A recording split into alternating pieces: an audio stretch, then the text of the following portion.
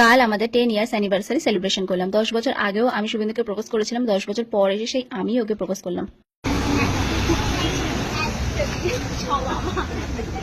চলো ভিডিওটা তাহলে প্রথম থেকে শুরু করা যাক। আমি আর নিশা 4:30টার সময় বাড়ি থেকে বেরিয়ে গেছিলাম, আর এটা শুভেন্দু জানতো না, ওকে 7টার সময় টাইম দিয়েছিলাম।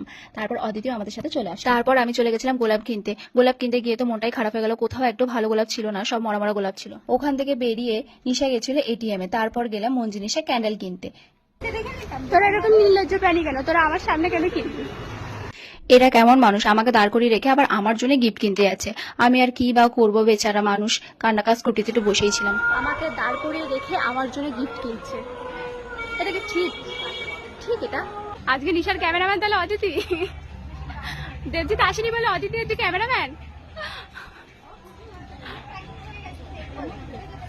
স্টেশনে আমাদের 1 ঘন্টা লেগে গেছিল এটা ওটা কিনতে কিনতে। তারপর চলে গেছিলাম 99-এ।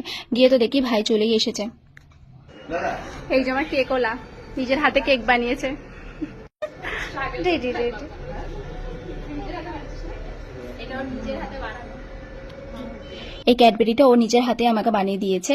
আর যে কেকটা দেখছো এই কেকটা ও নিজের হাতেই বানানো। আমি যেমনটা গুগল থেকে ফটো পাঠিয়েছিলাম ও সেম টু সেম ওরকমই বানিয়েছে। আর কেকটা খেতে অসম্ভব সুন্দর ছিল। আর গিফট হিসাবে কেকটা ভাই আর মাম্পি আমাদেরকে দিয়েছে। মেয়ে হয়ে জন্মেছি আর সবকিছু নিয়ে একটু ড্রামা করবো না, সেটা কিভাবে সম্ভব? ভেবেছিলাম অনেক গোলাপ দিয়ে তোড়া বানাবো, বাট গোলাপের যা ছিঁড়ি বানানোর ইচ্ছাটাই চলে গেছিল। এখানে নিশার সাথে আমি একটু প্র্যাকটিস করে নিচ্ছিলাম যে শুভেন্দুকে আমি গোলাপটা কিভাবে দেবো। সিঙ্গেল, আজকের জন্য সিঙ্গেল। 1 ঘন্টা ধরে দিদি বসে আছে। একটা ছেলে একটা মেয়েকে সারপ্রাইজ দেয়, একটা মেয়ের জন্য বসে থাকে। আর আমারটা আমি 1 ঘন্টা ধরে বসে আছি, সবাই ওয়েট করছে। নিয়েছি। কোথায় তুমি দাদা? মহিলা রেগে আছে। 1 ঘন্টা ধরে বসে আছি, রাগ হবে না? শুভেন্দুর আসার কোনো নামই করে না। মনের মতো যত আনন্দ ছিল সব আস্তে আস্তে রাগে পরিণত হচ্ছিল। এদিকে আমার ভাই বলছে দিদি এবার মনে আমাদেরকে তাড়িয়ে দেবে, অর্ডারটা দিয়ে ওদের মনে একটু সান্ত্বনা দিই। এই যে বাবু এখন আসছে, মনে হচ্ছিল গোলাপটা ছুঁড়ে মারি, কিন্তু নিজেকে তবু কন্ট্রোল করে রেখেছি।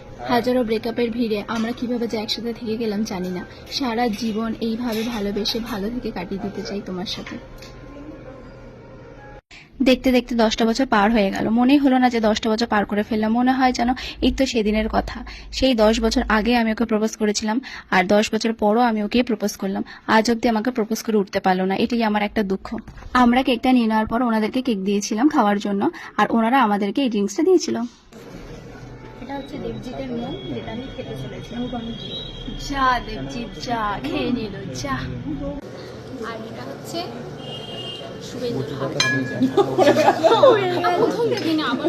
এখানে আমরা 6 জন হাতেই খাচ্ছিলাম, এখানে একজন একমাত্র চামচে খাচ্ছিল। চামচে খেয়ে এটাই প্রমাণ করে দিল নিশা বড় লোকস। আর খাওয়াই গেছে, ইনি খাও খাও বসে আছে, তাও এনার জন্য। উনু খাচ্ছে তাই দাদা বসে আছে। এইবার গিফট দেখার পালা, যে আমি কি কি পেলাম। আমার ধৈর্য একটু কম, যতক্ষণ না আমি দেখছিলাম যে আমি কি কি গিফট পেয়েছি ততক্ষণ আমার বিরিয়ানি হজমই হচ্ছিল না। এই ডার্ক চকলেটটা অদিতি আমাকে দিয়েছে, আর এই গেঞ্জিটা সম্রাট ওর দাদাকে দিয়েছে, আর এই টপটাও অদিতি আমাকে দিয়েছে, যেটা খুব সুন্দর। আর এই ফুলদানিটা আমাকে নিশা আর দেবজিৎ দিয়েছে, যেটা আমার অনেক পছন্দের। দেবজিৎ তোকে অনেক মিস করেছি। আমি, শুভেন্দু, নিশা, তুই আমাদের সবসময়ের পার্টনার। সেই 7 বছর ধরে আমরা একসাথে সব জায়গায় যাওয়া, একটা ফ্যামিলির মতন হয়ে গেছি আমরা 4 জন। সত্যি তুই না আসতে পারায় সত্যি অনেক অনেক খারাপ লেগেছে। আর এই লাঞ্চ বক্সটা আমি শুভেন্দুকে দিলাম, বিয়ের পর রান্না করে দিতে হবে না তাই। আর এই চুড়িদারটা ও আমাকে দিয়েছিল।